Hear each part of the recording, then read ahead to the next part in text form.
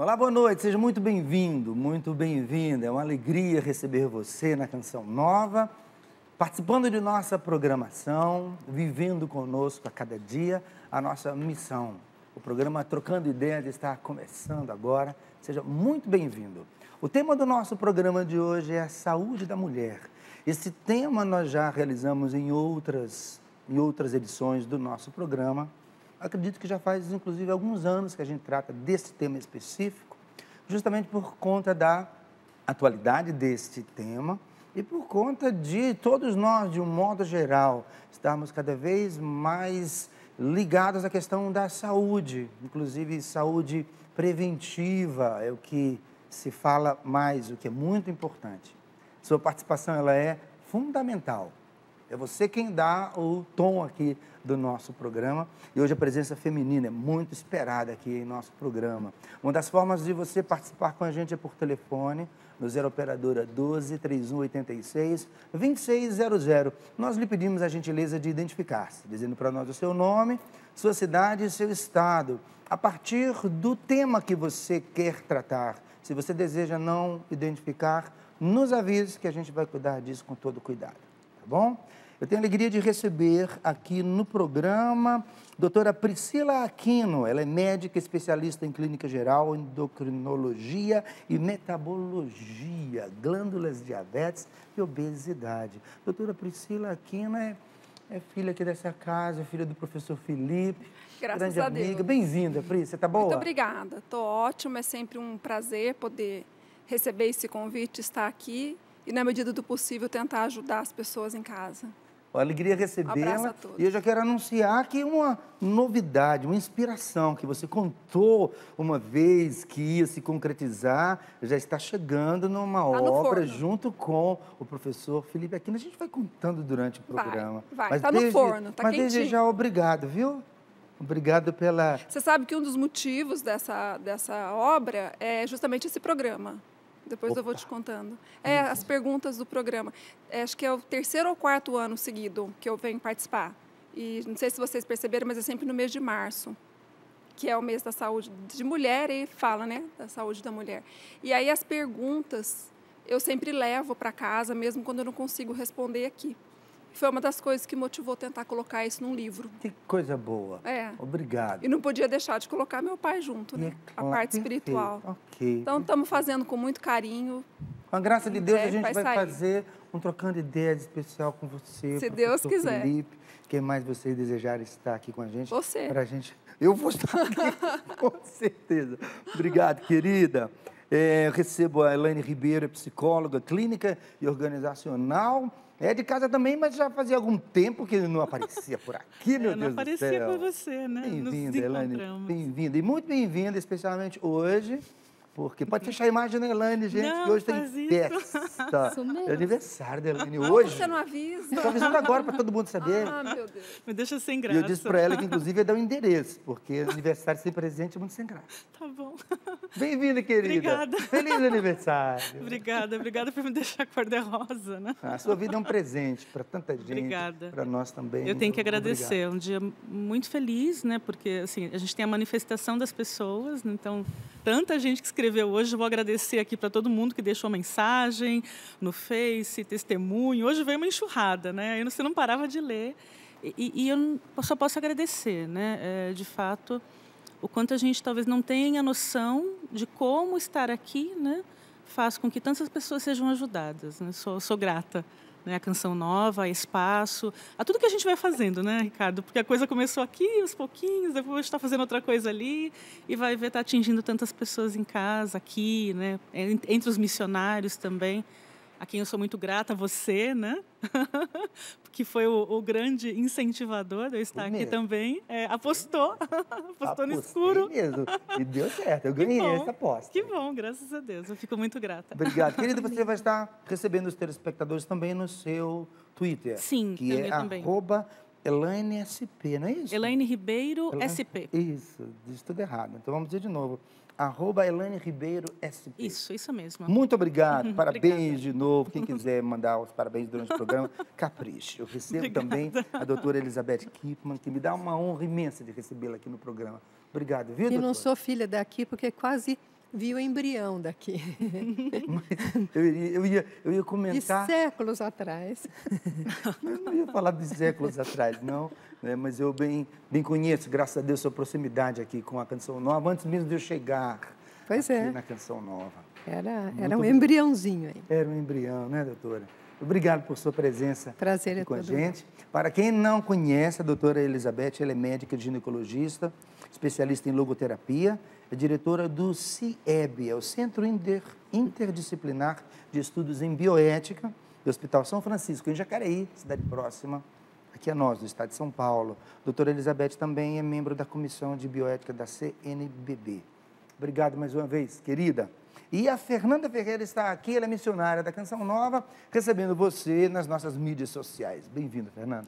Boa noite, Ricardo. O programa é de vocês Boa hoje. noite aos convidados.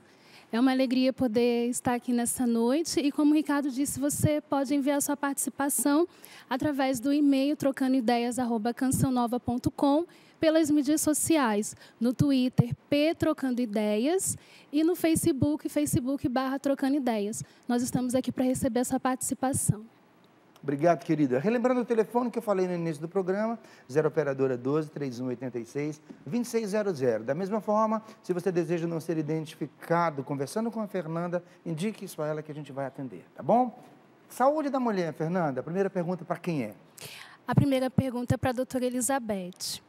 A Ellen Cristina Souza, ela via Facebook pergunta, doutora, quais são os benefícios do parto normal para a mulher e bebê? E em quais condições de fato não pode ser feito? Estou de 29 semanas, bem saudável e desejo ter um parto assim.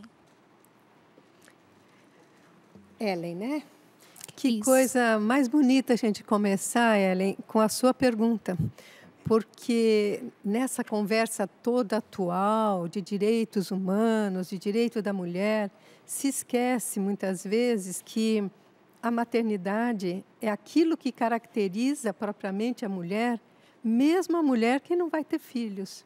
A capacidade de defender a vida, de receber a vida, e toda mulher deve ser mãe, mesmo aquelas que optam pela virgindade, né? Então, é muito bom que comece esse programa de uma forma especial, Ellen, com essa pergunta. O parto normal é o melhor parto quando não existe nenhum risco.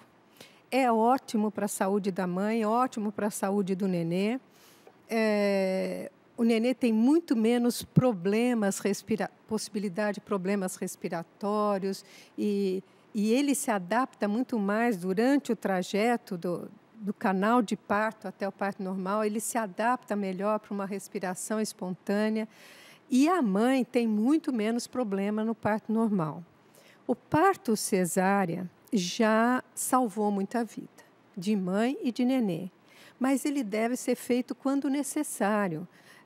Você pergunta quando? As coisas principais: uma desproporção muito grande do tamanho do nenê, mas uma desproporção grande. Esses dias saiu na mídia, não sei se vocês viram, um nenê que nasceu de parto normal com mais de 6 quilos. Uhum. Quer dizer, a desproporção tem que saber a bacia e o nenê. É muito difícil uma desproporção com um nenê até 3,5 quilos, por exemplo. Muitas vezes se fala em desproporção e não é propriamente uma desproporção.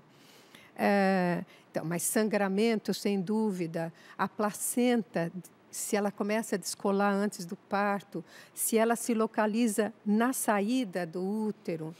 Então, tem algumas circunstâncias, alguma doença específica da mãe, não propriamente, por exemplo, que não é o seu caso, porque você disse que está tudo bem, mas, por exemplo, nem toda mãe que tem um problema cardíaco, o melhor é fazer cesárea. Então, é caso por caso. Mas, se não tem problema, nenê, não tem problema você, vamos rezar para você ter um belíssimo parto normal. E, olha, é maravilhoso você ver gente sair de dentro de você. Uma pessoa. Isso os homens têm inveja, viu? Muito bom. Doutora Elizabeth, eu queria comentar um pouco com a senhora a pergunta da Ellen, não é o nome dela? Da Ellen, porque eu tive fazendo uma pequena pesquisa sobre o que, de modo geral, as mulheres estão perguntando sobre saúde. E, sinceramente, não existe nenhuma pergunta que vá nessa direção. Segundo o seu ponto de vista, a sua experiência, por que o medo, ou, digamos assim, o desinteresse, eu sempre deixar para lá a hipótese de um parto normal? Sabe, qual seria a razão? O que está acontecendo é realmente a influência cultural. Nos Estados Unidos, na Europa, a maioria dos partos são normais. No Brasil, que é considerado uma má assistência obstétrica, quando o índice de cesarianas é maior do que 30%, 40%. E no Brasil tem lugares, e nos convênios principalmente, que é 90% o índice de partos operatórios. E no Brasil já está mais ou menos cultural. Mas é possível reverter. Mas, no momento, tanto para o médico parece mais confortável, mais rápido fazer o parto cesárea, quanto para a paciente que tem medo da dor, tem, sobretudo, medo da dor. E medo da espera, daquele tempo que sente insegurança, o tempo do trabalho de parto. E se perdeu muito o sentido de que cada contração não tem que ser sentida, experimentada, vivida como um abraço, e não como algo de rejeição, até corporal e tal. Então, existe uma cultura que está se tentando reverter no Brasil, com algumas medidas até questionáveis. Infelizmente, nem todas as medidas estão sendo certas, porque, cuidado, Ellen, que está sendo divulgado no Brasil um anti-médico, anti-hospital, que também é exagerado. Então, cada caso é um caso, mas nós temos realmente que... tem um discurso que é feminista que não é muito bom, Compreendo. Que é colocado assim, o empoderamento do corpo pela mulher. Né? Mas, realmente, a mulher ser protagonista, amparada, auxiliada do próprio parto. É muito lindo. Obrigado, doutora. Vamos em frente, por favor, Fernanda. Pergunta para a doutora Priscila. A pessoa pediu para não ser identificada. Eu tenho apenas 27 anos, estou bem acima do peso. Tive ovário policístico e precisei tirar a vesícula porque havia pedras. Já fiz várias dietas e não consigo perder peso. O estresse e a cobrança da família pioram a minha situação e estou entrando em quadro depressivo. Não sei o que fazer. Por favor, me ajude. O quadro dessa minha amiga, boa noite, minha querida. Espero poder te ajudar. O tempo do programa é um tempo limitado, porque só a sua pergunta, para mim, eu levo para o chão de orelha do Ricardo, mas é motivo de eu falar aqui 1 hora. É um dos temas que eu mais gosto dentro da minha especialidade, porque o pessoal fala assim, qual que é a diferença de endocrinologia e metabologia? Não é que tem diferença, é que as duas coisas andam juntas. A parte hormonal, a gente pensa no ovário, na tireoide, nas glândulas endócrinas, mas a parte metabólica, que é o colesterol, a vesícula, o triglicerídeos, eles andam juntos, não tem como separar. Muito provavelmente, minha querida, você tem o que a gente chama de síndrome metabólica, porque você é jovem, tem 27 anos, está acima do peso, você tem o que a gente chama de síndrome dos ovários micropolicísticos, já foi necessário retirar a vesícula. Então, o que acontece? O mais provável da causa de toda essa sequência seja uma causa genética. Então, essa cobrança familiar que está te gerando tanto estresse, na verdade, eu falo que a família tem que ser um aliado, né? Quanto mais cobrança, pior é, porque a própria pessoa já sabe o que está sentindo, já está incomodada tanto com a questão estética, quanto com a questão física, orgânica, ela já passou até por uma cirurgia de vesícula. Resumidamente, a gente precisava de exame, de ter certeza, de dosar as tuas taxas de açúcar, de insulina, que é aquele hormônio produzido pelo pâncreas, que regula a taxa de açúcar no sangue. Mas, tentando simplificar, é o seguinte, o pâncreas acaba produzindo uma quantidade maior de insulina do que é o necessário, e esse excesso de insulina é atraído por vários pontos do nosso organismo. Um deles são os ovários, onde acaba havendo uma hipersecreção de hormônios masculinos. E isso gera ganho de peso, isso gera aumento de fome, isso gera aumento de gordura abdominal, tanto é visto que você já passou por uma colicistopatia, uma vesícula com cálculos, com pedras que teve que ser retirada. Então, qual que é o caminho? Calma.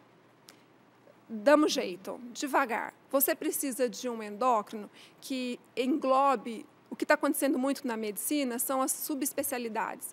Então, um colega quer ver só a dieta, o gastro quer ver só a vesícula, o endócrino quer ver só o peso. A gente precisa voltar a ser clínico, ver você como um todo, fazer o diagnóstico da resistência insulínica e o tratamento precisa ser uma equipe multidisciplinar. Você vai precisar não só de dieta, você vai precisar de dieta, sim, provavelmente uma dieta com pouco açúcar, que é o que a gente chama de baixo índice glicêmico. Talvez você precise até de anticoncepcional, que é um outro capítulo, que às vezes a gente precisa para regular esse ovário. Talvez você precise de medicação até para uma pessoa que já tem diabetes ou um pré-diabetes para reverter esse quadro de resistência insulínica. A atividade física é fundamental. Eu falo no consultório que a atividade física é remédio. A atividade física reverte a resistência insulínica. O músculo absorve a glicose quando a gente faz atividade física. Então, tem o poder de uma medicação. E quando a gente fecha esse contexto de uma boa alimentação, com atividade física, uma dieta adequada, e muitas vezes, como já vai tendo esse quadro depressivo, que é muito comum, a gente precisa de um amigo psicólogo, psiquiatra, muitas vezes antidepressivo. A resistência insulínica muitas vezes gera compulsão alimentar por carboidrato, então às vezes a gente precisa de medicação da parte psiquiátrica também. Enfim, não é um problema simplista, então não dá para dizer para você que vou abrir uma revista e te dar uma dieta que vai resolver teu problema, que você já deve ter passado por isso e você viu que não resolve. Mas, por outro lado, tem solução. Tá? Então, vamos procurar uma pessoa que consiga entender essa situação, juntar todos esses diagnósticos e fazer um tratamento multifatorial. Obrigado, querida. Nós estamos na nossa primeira rodada de perguntas, tá bom? Para a Elaine agora, por favor, querida. Além das perguntas, estão chegando também as participações de felicitação pelo aniversário, Elaine. Muito justo. A Elza Evelyn, ela manda parabéns, Deus te abençoe cada dia mais e mais. Obrigada. E a pergunta é, a pessoa pediu também para não ser identificada, ela quer saber um pouco mais sobre a falta de prazer sexual nas mulheres. Fui ao ginecologista e ele me disse que a causa e o fator psicológico, é o fator psicológico. Mas não acredito nisso. Sou recém-casada, tenho 23 anos e casei virgem. Por que isso está acontecendo? Tem cura? Algum remédio que eu possa tomar? Tá, então, eu começo dizendo para você que o psicólogo por si só ele não trabalha com remédio, então eu vou dizer para você as questões ligadas à parte psicológica. É interessante, não dá para ter uma receita se isso pode ser ou o que aconteceu. O interessante é você pensar um pouco da tua história, qual é a sua percepção a respeito da sexualidade, da vida sexual, da vida afetiva, como é isso com o teu marido. De repente também a gente pode ter uma situação de algum tipo de bloqueio e isso esteja te impedindo.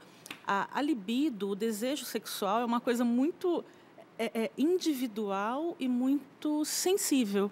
Situações às vezes, do dia a dia. Você tem um dia a dia estressante e, de repente, você está lá com o teu marido e você vai para aquele momento da intimidade com ele, às vezes não acontece. A coisa não acontece mesmo. Então, todos esses fatores precisam ser observados. Tá?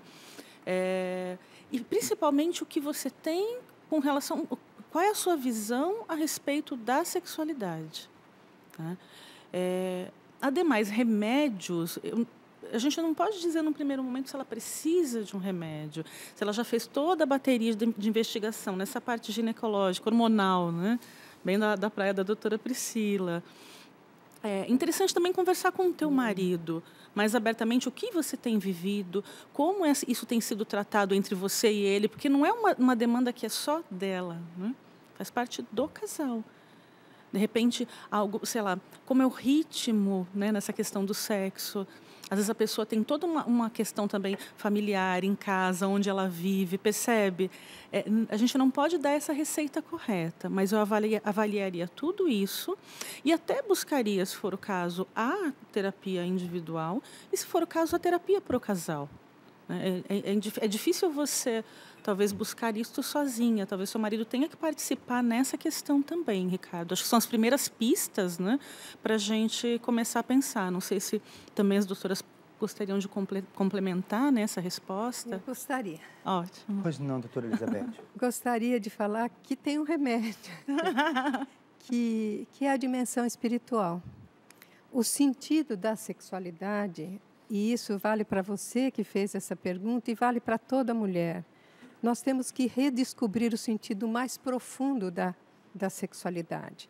O que significa a doação, o que significa o corpo, e como realmente Deus nos deu um presente tão grande, nos fazendo homem e mulher. E que como isso se manifesta de uma forma tão especial no ato sexual, numa só carne. E um grande problema, às vezes, que tira o prazer ou que tira a vontade, é a preocupação. Preocupação pelo desempenho, preocupação consigo mesmo. O ato sexual é um momento de pensar no outro, de doação total. Então, o remédio, eu acho que começa numa revisão do que, um pouco você colocou isso, né? Do que significa a sexualidade, que dom vocês dois têm. Marido e mulher, você casou virgem, não precisa se preocupar com isso, que não tenho prática, será que eu me desempenho bem? Isso não importa, porque quando você pensa nisso, você está pensando em você. O ato sexual é um momento de doação total. E para a mulher é um momento, mesmo que ela não esteja aberta para receber o filho por algum motivo ou não possa, é um momento de receber e doar a vida, sempre. Todo ato sexual deve gerar vida, um no outro, nem sempre é o filho. Então, o sentido do ato sexual realmente pode tirar todo esse bloqueio seu, sem tirar tudo que você já ouviu. Obrigado, doutora. Obrigado, Elaine. Deixa eu contar duas coisas para você. Nós já estamos com a data do nosso aprofundamento para namorados e noivos aqui na Canção Nova. Será nos dias 12, 13 e 14 de junho. Começa na sexta-feira, dia 12, dia dos namorados. Nós já temos um tema. Nós iremos falar sobre a teologia do corpo e temos um lema do nosso aprofundamento que é homem e mulher Deus os fez. Com a graça de Deus nós teremos o professor Felipe Aquino aqui conosco, a doutora Elizabeth também, que eu já a convidei, mas ela vai confirmar ainda a presença dela, e padre Rafael Solano, eles estarão aqui conosco nesse final de semana. Eu quero que você já tome nota para vir participar com a gente. 12, 13 e 14 de junho, aprofundamento para namorados e noivos aqui na Canção Nova. E a outra coisa é o seguinte, neste final de semana, Eliana e eu estaremos chegando aí em Brasília com a Caravana da Misericórdia. No sábado e no domingo, nós estaremos juntos fazendo um aprofundamento sobre a espiritualidade de João Paulo II, Santa Faustina, Jesus misericordioso. E temos chamado assim a Caravana da Misericórdia. Nós vamos nos reunir aí em Brasília, no Salão da Paróquia Verbo Divino. Fica na 609 L2 Norte. Informações com o pessoal da nossa comunidade aí em Brasília. Eliana e eu estamos também divulgando durante outros programas e nas mídias sociais para que a gente possa se encontrar aí em Brasília. Tem tempo de mais uma pergunta? Coisa boa, Fernanda. Pergunta para a doutora Elizabeth. Posso ter filhos até quantos anos? Tenho 29. É a Simone. É Simone, não? Simone. Bom, você pode, no sentido físico, de possibilidade, você pode ter enquanto você ovular, enquanto não chegar na menopausa. Qual é a idade melhor para ter filhos? Isso é um pouquinho diferente. Talvez é isso que você quis perguntar, né, Simone? Porque uma criança que pode ter 10 anos, se ela começa a menstruar, se ela começa a ovular, pode acontecer dela ficar grávida, mas deve, não. Né?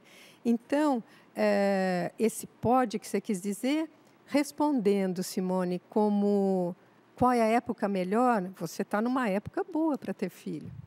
29 anos, para que esperar para ter o primeiro filho, será? Não disse. Você deveria ter já, para que esperar? Para que esperar passar dos 30?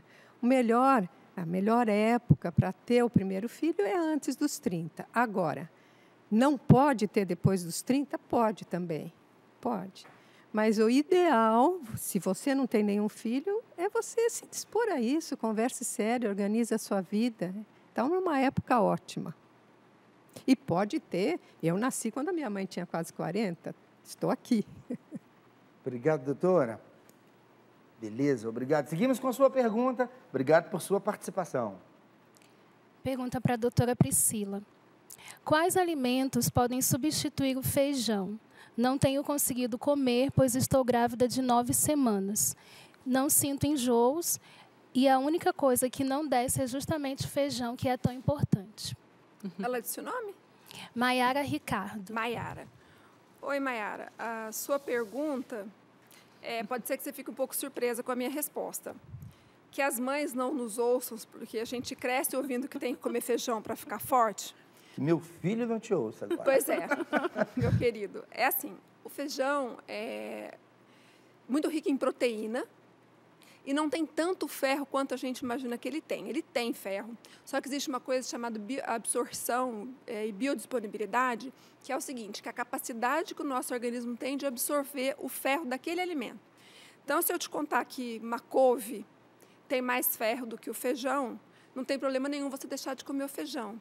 E se você estiver tendo uma ingesta boa de proteína, tanto de origem animal, quanto, por exemplo, os grãos de soja, de lentilha, grão de bico, tem a mesma quantidade de proteína que o feijão.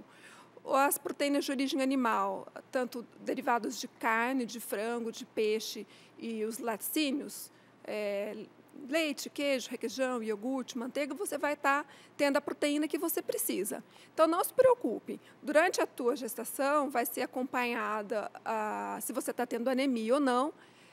Às vezes, precisa de uma suplementação de ferro, mas no caso específico do feijão, se você usar algum outro tipo de proteína, e principalmente as verduras de cor verde escura, você vai estar substituindo o ferro.